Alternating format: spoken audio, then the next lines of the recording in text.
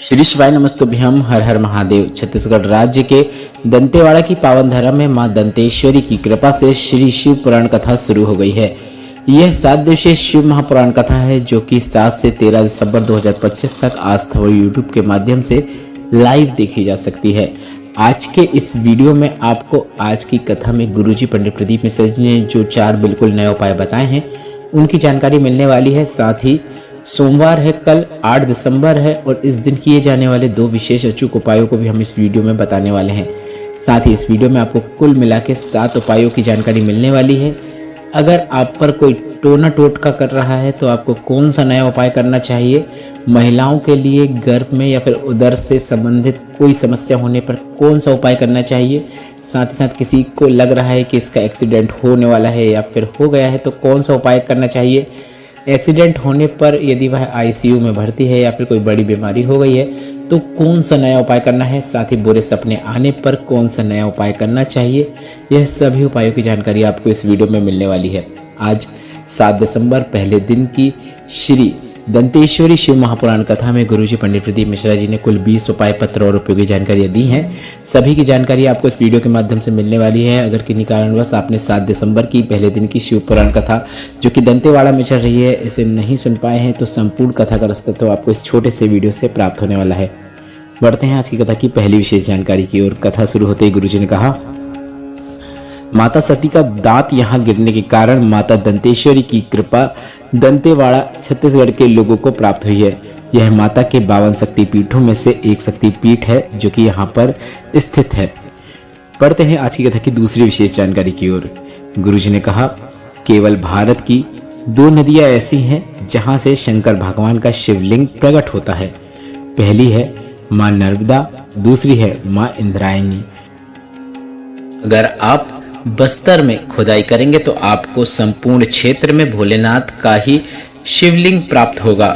हर जगह यहाँ पर आपको भोलेनाथ के शिवलिंग के दर्शन होते हैं। बढ़ते हैं आज की कथा की तीसरी विशेष जानकारी की ओर। गुरुजी ने कहा, 52 शक्तिपीठ में हर शक्तिपीठ में जाना सरल है पर केवल माता दंतेश्वरी की कृपा होती है तभी आप माता के दर्शन करने यहाँ इस शक्तिपीठ पर आ पाते हैं। बढ़ते हैं आज की कथा की चौथी विशेष जानकारी की ओर। गुरुजी ने कहा, इंद्रावती एक ऐसी नदी है जो कि बस्तर में है जिसमें जो पत्थर होता है वह उस पत्थर को भी शिवलिंग बना देती है। बहुत महत्व है शास्त्रों में इंद्रावती नदी का। बढ़ते हैं आज की कथा की 5वीं विशेष जानकारी की ओर। गुरुजी ने कहा, एक पत्र आया था जिस पत्र में नाम तो नहीं लिखा था पर 18 प्रश्न लिखे हुए थे और सभी प्रश्न बहुत सुंदर हैं। यदि वह सभी प्रश्नों की बात करने लगे तो पूरी कथा निकल जाएगी, इसलिए गुरुजी ने उसमें से सिर्फ एक ही प्रश्न लिया आज की कथा में और कहा कि आने वाली कथा में, आने वाले दिनों में हम उन प्रश्नों को भी लेंगे जो आपने पूछा है पर आज सिर्फ एक ही प्रश्न का उत्तर दे पाएंगे। आपने इसमें लिखा है, जब आयु 100 वर्षों की है तो मनुष्य 100 वर्ष तक जी क्यों नहीं पाता है। अब गुरुजी ने इसका काफ़ी अच्छा उदाहरण देते हुए समझाया कि जब मोबाइल में डाटा 2 GB है तो तुम उसे 24 घंटे में खर्च करो या 2 घंटे में, यह तुम्हारे ऊपर निर्भर करता है। इसके साथ ही रोज पुलिस वाले कहते हैं कि हेलमेट लगाओ, सुरक्षा जरूरी है, पर लोग बिल्कुल नहीं सुनते हैं। बढ़ते हैं आज की कथा की 6वीं विशेष जानकारी की ओर। गुरुजी ने कहा, अभी पता चला किसी संत ने खुद को मार लिया। बहुत बड़ा संत था, वैभव था, धन था, सत्ता थी। मनुष्य अंदर से खुश नहीं है। जब आप अंदर से स्वयं खुश रहोगे तब तुम अपने माता पिता, अपने बच्चों, अपने पति, अपने पत्नी को खुश रख सकोगे। बढ़ते हैं आज की कथा की 7वीं विशेष जानकारी की ओर। गुरुजी ने कहा, 2 जगत जननी ऐसी हैं जो दुनिया में व्यक्ति कितना भी टोना टोटका कर दे उसे पलट देती हैं। अगर आपके लिए कोई कितना ही तंत्र मंत्र कर रहा हो, आपका बुरा करने का प्रयास कर रहा हो तो प्रत्यंगिरा माता और दंतेश्वरी माता, इनका वर्णन देवी भागवत, काली पुराण और अथर्ववेद में भी देखने को मिलता है। इन दोनों माता का स्मरण करना है। आप फिर से नाम सुन लीजिए, वैसे नाम आपकी स्क्रीन पर भी दिख रहा है, प्रत्यंगिरा माता और दंतेश्वरी माता। इनका नाम लेते हुए आपको शिवलिंग में जो माता सुख सुंदरी का स्थान होता है वहां पे जल अर्पित करना है और प्रत्यंगिरा माता और दंतेश्वरी का माता का नाम लेते हुए यह जल अर्पित करना है। गुरुजी ने कहा, हमारे ऊपर किसी ने आज के दिन कितना भी तंत्र विद्या करी हो वह 2 मिनट में कट जाती है। इसके साथ ही आपकी स्क्रीन में प्रत्यंगिरा माता और दंतेश्वरी माता का फोटो भी दिखाई दे रहा है, जिनके आप दर्शन का लाभ प्राप्त कर सकते हैं। बढ़ते हैं आज की कथा की 8वीं विशेष जानकारी की ओर। सपना नायक जी पत्र लेकर आए, जिसमें उन्होंने लिखा, मेरी शादी के 14 वर्ष हो गए थे पर संतान सुख नहीं हो पा रहा था। फिर किसी ने आपकी शिव पुराण के बारे में बताया। मैंने कथा सुनना शुरू किया और सफेद आंकड़े की जड़ का प्रयोग किया, पशुपतिनाथ व्रत किया, पंडाल में बैठकर कथा सुनी। 14 सालों के बाद संतान सुख हुआ है, उसी का आभार व्यक्त करने हम कथा पंडाल में आए हैं। बढ़ते हैं आज की कथा की 9वीं विशेष जानकारी की ओर। गुरुजी ने कहा, आज के समय में माता अपने बच्चों को बहुत कम स्तनपान कराती है, बच्चों को दूध की बोतल पकड़वा देती है। पहले के समय में स्टील या फिर किसी अन्य धातु में दूध रखा जाता था और चम्मच से बच्चों को दूध पिलाते थे, उसमें भी अलग वात्सल्यता होती थी। बढ़ते हैं आज की कथा की 10वीं विशेष जानकारी की ओर।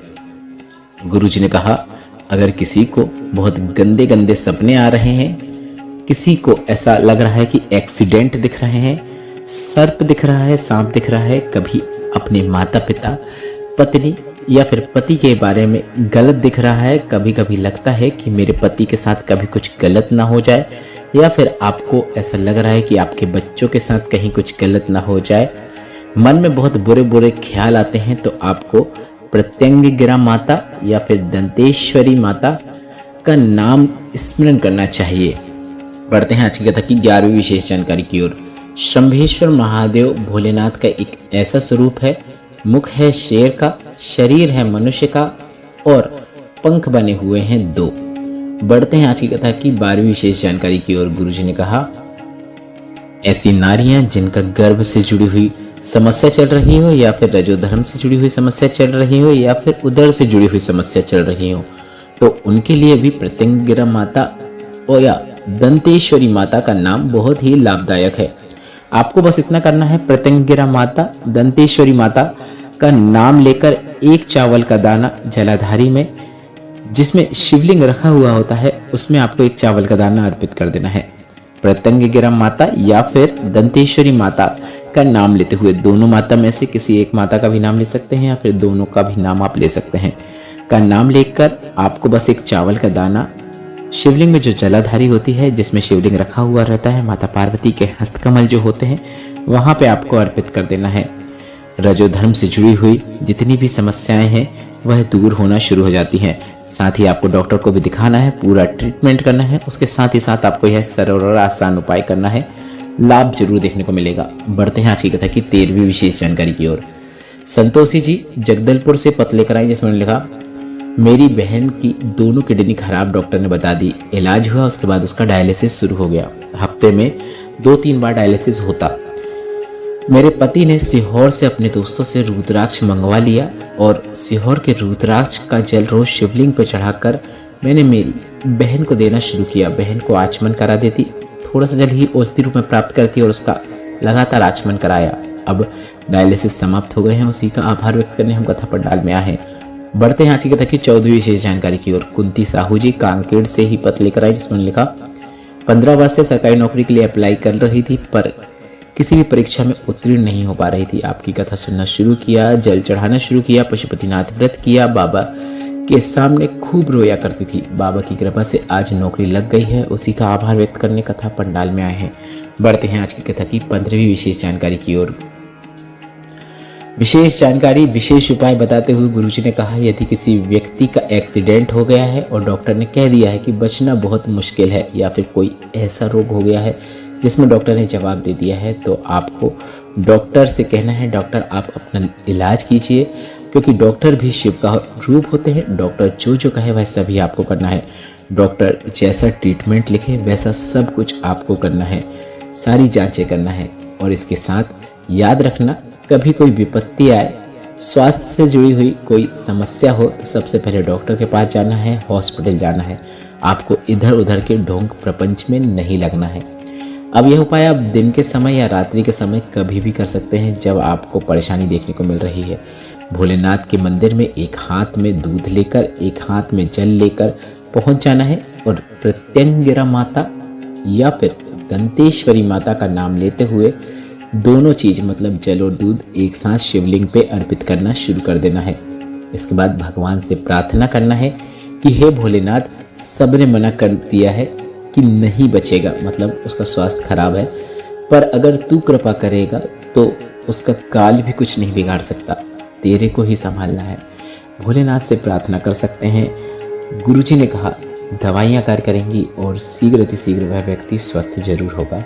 पढ़ते हैं आज की कथा की 16वीं विशेष जानकारी की ओर। गुरुजी ने कहा, कहते हैं साधारण मनुष्य प्राण अगर छोड़ता है तो उसे भगवान के पार्षद लेने आते हैं, पर अगर शिव को भजने वाला, शिव को जल चढ़ाने वाला अगर प्राण छोड़ता है तो उसे लेने स्वयं शिव आते हैं। बढ़ते हैं आज की कथा की 17वीं विशेष जानकारी की ओर। कल है 8 दिसंबर और सोमवार का एक ऐसा नियम जो कि गुरुजी पंडित प्रदीप मिश्रा जी ने बताया है, उसे आपको धारण करना है। यह नियम काफी लंबा है, पर आसान भाषा में सरल तरीके से भी आप यह नियम धारण कर सकते हैं। इस नियम के अंतर्गत आपको बेलपत्र के वृक्ष के नीचे चावल के दाने अर्पित करते हुए 7 परिक्रमा लेना है, क्योंकि कहा जाता है कभी भी किसी वृक्ष की अगर आप परिक्रमा ले रहे हैं तो वह खाली हाथों से नहीं ली जाती है, या फिर किसी भी चीज की परिक्रमा खाली हाथों से नहीं ली जाती है, चाहे वह वट वृक्ष हो, बेलपत्र हो, आंवला हो या फिर पीपल हो, जो भी हो। तो आपको सोमवार के दिन बेलपत्र के वृक्ष की 7 परिक्रमा लेनी है। चावल के दाने का उपयोग करते हुए लेना है। पहला चावल का दाना अर्पित करें और पहली परिक्रमा करें। इसके बाद या फिर आप ऐसा भी कर सकते हैं, पहली परिक्रमा करने के बाद एक चावल का दाना अर्पित करें। परिक्रमा करते समय श्री शिवाय नमस्तुभ्यम या फिर नमः शिवाय या फिर ओम नमः शिवाय मंत्र का उच्चारण जरूर करें। और 7 परिक्रमा करने के बाद भगवान से अपनी जो भी मनोकामना है वह मनोकामना कर सकते हैं। रोग मुक्ति, धन प्राप्ति, कर्ज मुक्ति, लक्ष्मी प्राप्ति, व्यापार वृद्धि, जो भी मनोकामना है वह कर सकते हैं। यह उपाय कम से कम 3 सोमवार करके देखिएगा। यह काफ़ी अच्छा गुरुजी का बताया सोमवार का नियम है, जैसे अगर आप धारण करते हैं तो आपको अपने जीवन में उन्नति देखने को मिलती है। जितनी भी जीवन में परेशानियां चल रही हैं वह सभी दूर हो जाती हैं। बढ़ते हैं आज की कथा की 18वीं विशेष जानकारी की ओर। कल है 8 दिसंबर, शिव सोमवार का विशेष दिन है। भोलेनाथ के मंदिर में बेलपत्र के वृक्ष के नीचे आपको जल अर्पित करना है। यह हम धन प्राप्ति के लिए करते हैं। कर्ज मुक्ति के लिए, धन प्राप्ति के लिए आपको भोलेनाथ के मंदिर में जाकर एक कलश जल श्री शिवाय नमस्तुभ्यम बोलते हुए, नमः शिवाय बोलते हुए, ओम नमः शिवाय बोलते हुए अर्पित करना है। कलश का थोड़ा सा जल बचा लेना है और बचे हुए जल को लेकर बेलपत्र के वृक्ष के नीचे जाना है। और बेलपत्र के वृक्ष के नीचे जाने के बाद इस बचे हुए पूरे जल को आपको श्री शिवाय नमस्तुभ्यम बोलते हुए या फिर नमः शिवाय बोलते हुए या फिर ओम नमः शिवाय बोलते हुए बचे हुए कलश का पूरा जल आपको बेलपत्र के वृक्ष के नीचे अर्पित कर देना है। बस इतना ही करना है। यह भी काफी अच्छा सोमवार के दिन का धन प्राप्ति, कर्ज मुक्ति उपाय है, जिसे आपको कम से कम 3 सोमवार या 5 सोमवार अवश्य करना है। लाभ जरूर देखने को मिलेगा। इसके साथ ही आपको अपने प्रयत्न करना है, खूब मेहनत करना है। यह उपाय करेंगे तो आपके जीवन में भी बदलाव आपको निश्चित देखने को मिलेगा। बढ़ते हैं 19वीं विशेष जानकारी की ओर। पशुपतिनाथ व्रत में सभी लोग कुछ ना कुछ गलतियां करते हैं जो कि आपको नहीं करना है। छोटी सी गलतियां हैं, जैसे कि पूजन का प्रसाद आपको स्वयं तैयार करना होता है। अगर अन्य कोई आपके लिए तैयार कर रहा है तो ऐसे में उसका पूर्ण फल आपको प्राप्त नहीं हो पाता है। साथ ही साथ अगर आप भगवान को जो शाम को भोग लगाने जाते हैं उसमें अगर आप बेलपत्र रखना भूल रहे हैं तो ऐसे में वह भी भगवान स्वीकार नहीं करते हैं। तो प्रसाद में भी आपको बेलपत्र जरूर रखना है। उसके बाद ही शाम को पशुपतिनाथ व्रत का जो प्रसाद भगवान को अर्पित करते हैं वह अर्पित करना है। जब प्रसाद आप प्राप्त कर लेंगे, कई लोगों का प्रश्न यह रहेगा कि उस बेलपत्र का क्या करना है, तो आप उसे निर्वाल रूप में डाल सकते हैं। इसके साथ ही साथ पूजन की सामग्री जो आप लेकर गए हैं उसमें अगर कोई चीज रह गई है, मतलब कोई चीज की कमी रह गई है, तो आपको उसे किसी और से नहीं लेना है कि आपके सामने कोई बैठा है, उसकी थाली में हर चीज है, एक्स्ट्रा चीज है, तो आप उससे लेकर पूजा कर दें। ऐसे में भी आपको पूजन का फल प्राप्त नहीं होता है। जितनी सामग्री लेकर गए हैं उतनी ही सामग्री से पूजन कीजिए। आपके सामने भोलेनाथ हैं, उनसे बोल दीजिए कि हम क्षमा चाहते हैं कि हम यह सामग्री नहीं लाए, अगले बार से ध्यान रखेंगे। भोलेनाथ आप हमें क्षमा करें। इस प्रकार से क्षमा याचना कर सकते हैं और भोलेनाथ आपकी प्रार्थना जरूर सुनेंगे और जो भी गलतियां होती हैं वह सभी भोलेनाथ माफ़ कर देते हैं। तो पशुपतिनाथ व्रत में कुछ बातों को ध्यान रखना होता है। जो सभी से गलतियां होती हैं वह गलतियां आपको नहीं करना है। अगर आपसे अभी तक पशुपतिनाथ व्रत में कुछ गलतियां हुई हैं तो वे गलतियां आप कमेंट बॉक्स के जरिए ज़रूर बताइएगा। हम अगले वीडियो में बताएंगे ताकि वह गलतियां अन्य लोगों से ना हो। जिस प्रकार की भी गलती होती है आप कमेंट बॉक्स के जरिए बता सकते हैं। हम उस गलती को अगले वीडियो में ज़रूर डिस्कस करेंगे। बढ़ते हैं आज की कथा की 20वीं और अंतिम जानकारी की ओर। नई शिव पुराण कथाओं की जानकारी देते हुए गुरुजी पंडित प्रदीप मिश्रा जी ने दिसंबर 2025 के शिव पुराण कथाओं के सभी कार्यक्रम की जानकारी दे दी है। साथ ही गुरुजी ने यह भी बता दिया है कि कथा का समय कब होगा, कथा कहाँ पर होगी। तो आपको बता दें अभी जो शिव पुराण कथा चल रही है वह आज से 7 दिसंबर से 13 दिसंबर तक, जो कि 7 दिवसीय शिव पुराण कथा है, माता दंतेश्वरी की कृपा से दंतेवाड़ा में दोपहर के 2 बजे से शाम के 5 बजे तक चलने वाली है। 13 तारीख को यह कथा पूर्ण होगी। उसके बाद 14, 15, 16 3 दिन शिव पुराण कथा नहीं रहेगी कहीं पे भी। 17 दिसंबर से 21 दिसंबर तक 5 दिवसीय शिव पुराण कथा आपको ग्राम पंचायत मधपुरा दुर्ग में देखने को मिलेगी। इस कथा का समय भी दोपहर के 2 बजे से 5 बजे तक रहने की उम्मीद है। 21 के बाद 22 और 23 दिसंबर को शिव पुराण नहीं होगी। उसके बाद वापस 24 से 28 दिसंबर तक शिव पुराण कथा होगी, जो कि महाराष्ट्र में मुंबई में होगी। इसके भी कथा स्थल की जानकारी गुरुजी जैसे ही देते हैं वह हम आप तक जरूर पहुंचा देंगे। इसके साथ ही साथ सोमवार का दिन है। भोलेनाथ का किसी भी नाम का स्मरण करते हुए अगर आप जल अर्पित करते हैं तो आपको लाभ जरूर देखने को मिलता है। अगर पति पत्नी में आपस में क्लेश होता है, बात तलाक तक जा रही है या फिर जरा जरा सी बातों में लड़ाई हो जाती है, तो पति पत्नी में से कोई एक भी तुम्रकेश्वर महादेव का नाम लेते हुए शिवलिंग पे जल अर्पित करना शुरू करें। साथ ही अगर आपको बहुत कर्जा हो गया है तो आप वटकेश्वर महादेव का नाम लेते हुए शिवलिंग पे जल अर्पित करें। अगर रोग बीमारी है तो आप दवाइयों के साथ साथ कुंदकेश्वर महादेव का नाम लेते हुए शिवलिंग पे जल अर्पित करें। इसके साथ ही साथ अगर आपके जीवन में कमर से लेकर पांव के अंगूठे के बीच में कोई समस्या होती है तो गुरुजी ने शूलपाणीश्वर महादेव का नाम स्मरण करने को कहा था और कहा था शूलपाणीश्वर महादेव का नाम लेते हुए स्त्री या पुरुष जल अर्पित करते हैं तो उन्हें कमर से लेकर अपने पांव के अंगूठे के मध्य होने वाली जितनी भी समस्या हैं उसमें लाभ देखने को मिलता है। अगर त्वचा संबंधित समस्या है तो आप शूल टंकेश्वर महादेव का नाम लेते हुए शिवलिंग पे जल अर्पित कर सकते हैं। इसके साथ ही साथ अगर आप पीपल के वृक्ष के नीचे जल अर्पित कर रहे हैं और आप चाहते हैं कि वह जल भोलेनाथ तक पहुँचे तो पिपलेश्वर महादेव का नाम लेते हुए आप पीपल के वृक्ष के नीचे जल अर्पित कर सकते हैं। उसी तरह आंवले के वृक्ष के नीचे अक्षेश्वर महादेव का नाम लेते हुए जल अर्पित किया जाता है। वट वृक्ष के नीचे वटकेश्वर महादेव का नाम लेकर जल अर्पित किया जाता है।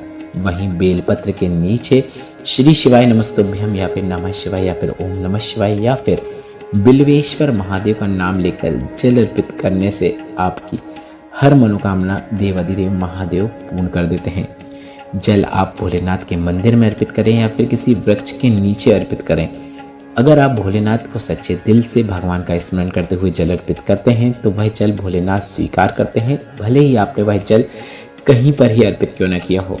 अगर कोई उपाय करने आप भोलेनाथ के मंदिर नहीं पहुंच पाते हैं तो आप अपने घर से ही वह उपाय कर सकते हैं। आपके घर में भोलेनाथ का अगर शिवलिंग है तो उस भोलेनाथ के शिवलिंग पर भी आप हर उपाय कर सकते हैं, पर मंदिर में जाने का आप प्रयास करें।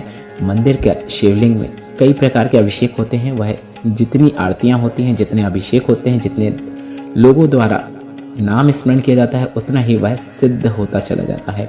तो आपको प्रयास करना है कि मंदिर में जाके उपाय करें, अन्यथा आप अपने घर पे भी कर सकते हैं।